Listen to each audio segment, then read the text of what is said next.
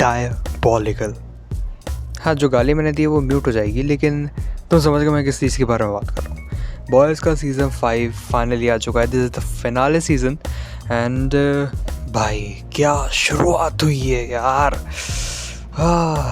बात करेंगे एक ही चीज़ के बारे में, लेकिन बताओ मेरे को ज़रा कमेंट्स में कि जिस तरह से गड्ढे खुदे गए पहले एपिसोड में, कैसा लगा है देख के।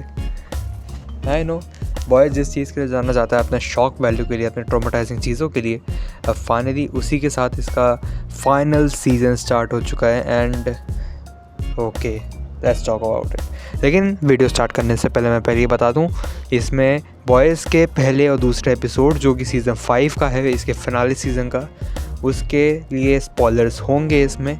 एंड एक थ्योरी भी है मेरी जो मैं डिस्कस करूँगा इसमें। So if you don't want it, don't watch it. So series start होती है एंड वी गॉट टू सी कि अब स्टोरी जो है इस सीज़न की ये 1 साल आगे आ चुकी है। एंड जितने भी स्टारलाइटर्स हैं, यानी कि अब वर्ल्ड जो है वो 2 चीज़ों में डिवाइड हो चुका है। एक स्टारलाइटर्स हैं और एक होमलैंडर्स हैं। आई मीन होमलैंड ही कहना चाहिए वैसे तो, लेकिन okay let's not gate deep into it. हाँ, तो बेसिकली अब 2 तरह से ऐसे वर्ल्ड डिवाइड हो चुके हैं। एंड वॉट इंटरनेशनल और यूएसए की गवर्नमेंट अब पूरा एक साथ ही ऑपरेट कर रही है। एंड एशली अपनी जो है वो वाइस प्रेसिडेंट बन चुकी है।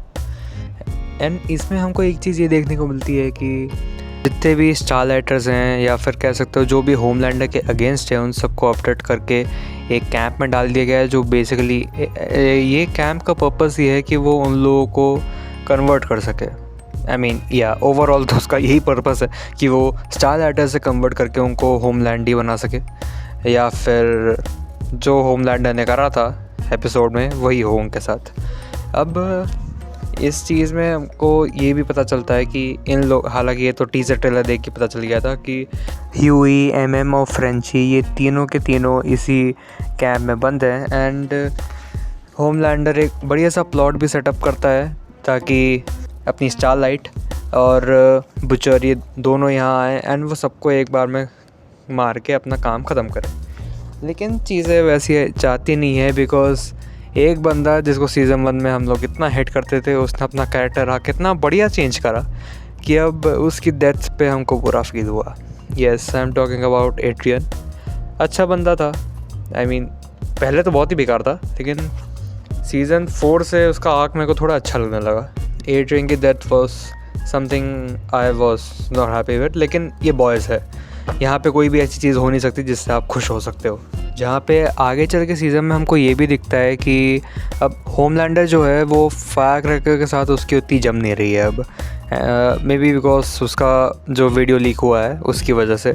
एंड वो कैंप वाला सीन जहाँ पे होमलैंडर इन तीनों को पकड़ के रखता है, वहाँ पे एक बढ़िया चीज़ और देखने को मिलती है। ह्यूई का कैरेक्टर आर्क बहुत ही अच्छा हो गया है। आई मीन पहले तो सीज़न 1 में जैसा फट्टू था, अब उसका कैरेक्टर आर्क टोटल चेंज हो गया। होमलैंडर जो कि लिटरली उसको 1 सेकंड में फाड़ के फेंक सकता है, उसके सामने उसको उसके मुंह पे क्यों बोल रहा है। सो यस, बच्चा अपना मर्द बन चुका है अब।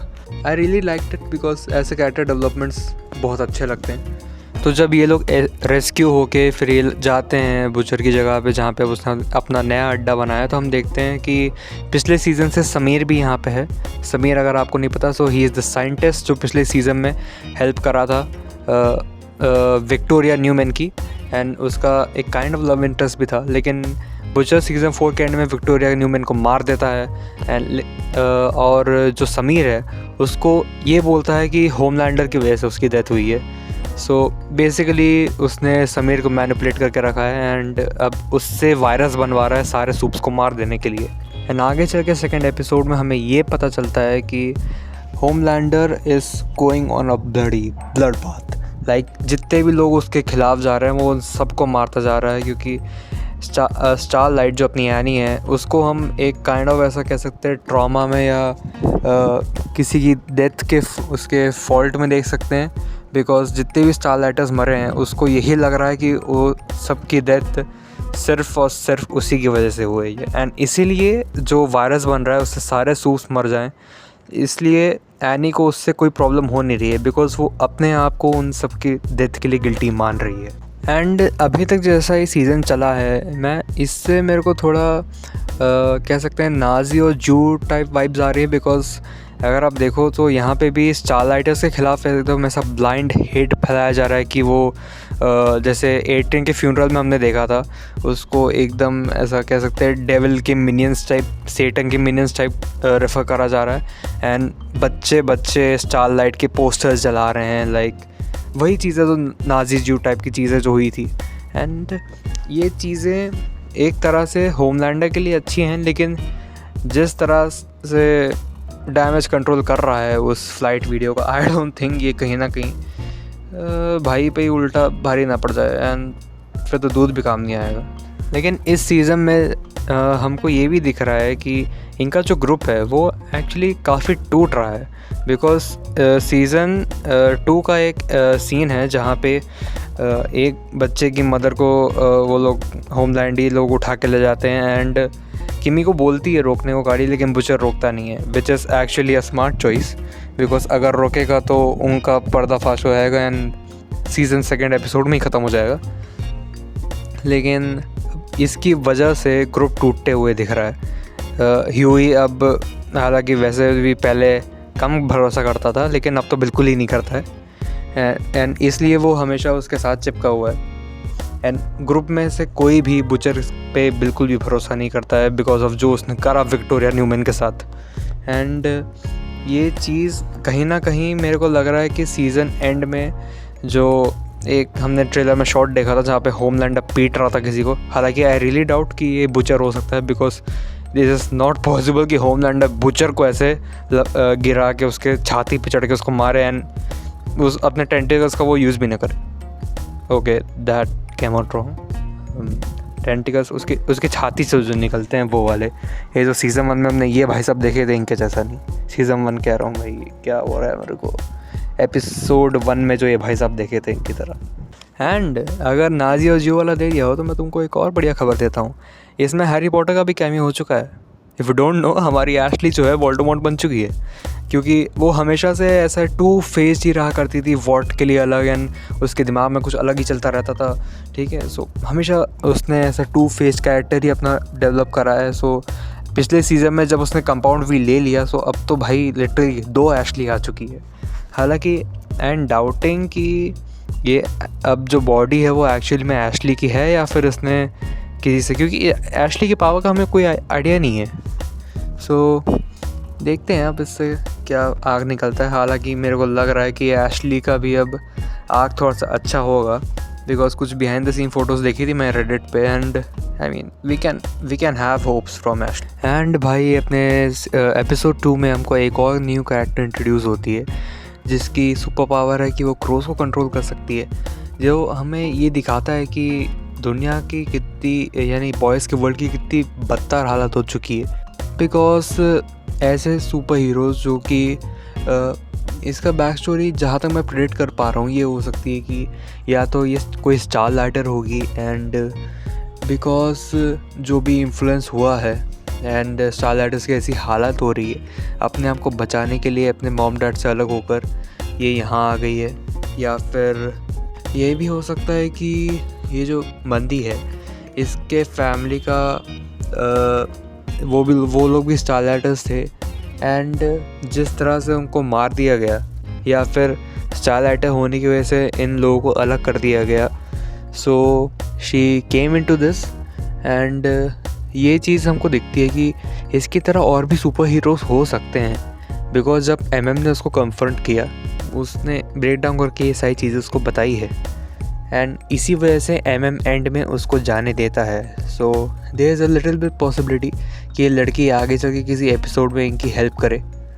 एंड तुमको एक चीज़ और बताता हूँ, ये नेवर हैव आई एवर में जो हमने लड़की देखी थी ना, ये वही है द मेन कैरेक्टर। मेरे को उसके कैरेक्टर का नाम याद नहीं है, हाँ Devi, yes she is Devi. And तुम लोग को एक चीज़ और बताता हूँ, इन लोग के शोल्डर्स पे एक QR कोड लगा हुआ था, ये जो तिकड़ी दिखाई गई थी जिसमें से आई थिंक 2 तो मर ही चुके हैं या। एंड जो मेत्री का जो कैरेक्टर था, सॉरी मतलब ये जो क्रो वाली जो कैरेक्टर है, ठीक है, इसका जो QR मैंने स्कैन करा तो उससे एक शॉर्ट खुला that was suppose to be life in the boys universe, एंड वो स्टोरी में कुछ ज़्यादा कंट्रीब्यूट नहीं करा, सो आई डोंट थिंक इसको बताने का कोई पॉइंट है। So okay, now the thing जिसके लिए मैं इस पूरे वीडियो का बिल्डअप कर रहा था, माई थ्योरी इज़ कि जो ट्रेलर में हमने शॉट देखा था, होमलैंडर किसी की छाती पे चढ़ के उसको मुक्के ही मुक्के मार रहा है। सो एपिसोड 1 देखने के बाद माई थ्योरी इज़ कि ये जो जिसको मुक्के मार रहा है, this can probably be Maeve. Yes, and इसका रीज़न ये हो सकता है बिकॉज जो फ्लाइट वाला वीडियो है, ठीक है, हमने ये देखा उसका डैमेज कंट्रोल करने के लिए होमलैंडर और वॉट ने सबको ये बताया कि ये एक AI वीडियो है, ये रियलिटी से बिल्कुल भी मतलब आसपास भी नहीं है, एंड पूरी दुनिया के लिए मेव मर चुकी है। बट व्हाट इफ़ कि टुवर्ड्स द एंड, मतलब सीरीज़ के एंड में हमको ये दिखाया जाए कि मेव वापस आई पूरी दुनिया के सामने, एंड उसने बताया पूरे वर्ल्ड को कि ये जो वीडियो है ये AI नहीं है। बिकॉज ये अगर मेव ने कंफर्म करा तब तो फिर पूरी दुनिया होमलैंडर वॉट सारे सूप्स के ख़िलाफ़ हो जाएगी। एंड जो हमने पोस्टर देखा था कि होमलैंडर ने एक मीटेरॉइड उठा के धरती पे दे मारा था, सो मोस्ट प्रोबेबली ये सीन इसके बाद देखना पॉसिबल हो सकता है, बिकॉज हो may be it is a possibility कि होमलैंडर इसके बाद एकदम पगला ही जाए एंड मेव को उस प्रेस कॉन्फ्रेंस या जहाँ पे भी वो ये बता रही होगी वहाँ जाए, उसकी छाती पर चढ़ के घुसंड मजाए उसको पूरा मार डाले। एंड भाई हु नोज़ कि this will be the end of boys. I mean एक लौटा कैरेक्टर जो मेरे को पसंद आया था, अब उसको भी निपटा डालेंगे। आई मीन जिससे दिल लगाया था, क्योंकि बॉयज़ के किसी भी कैरेक्टर से आप दिल नहीं लगा सकते क्योंकि सबको मार डालते हैं। मेरे को लगा कि अब जब उसकी डेथ फेक करके उसको यहाँ से हटा दिया है तो ये हो नहीं सकता, लेकिन अब थ्योरीज लगा रहे हैं तो कुछ भी लगा सकते हैं, so let's just go with it. Anyway, this was my theories and the little bit breakdown जो मैंने करने की कोशिश की। अगर इसमें कुछ बेकार लगा या कुछ अच्छा लगा तो प्लीज़ कमेंट्स में ज़रूर बताइएगा। एंड बॉयज़, इनविंसिबल्स और आने वाली और फिल्म्स एंड सीरीज़ के ब्रेकडाउन्स के लिए प्लीज़ लाइक करें, शेयर करें एंड चैनल को सब्सक्राइब करें, and don't forget to press the bell icon. I will see you guys again. This Ansh signing off from the area aux.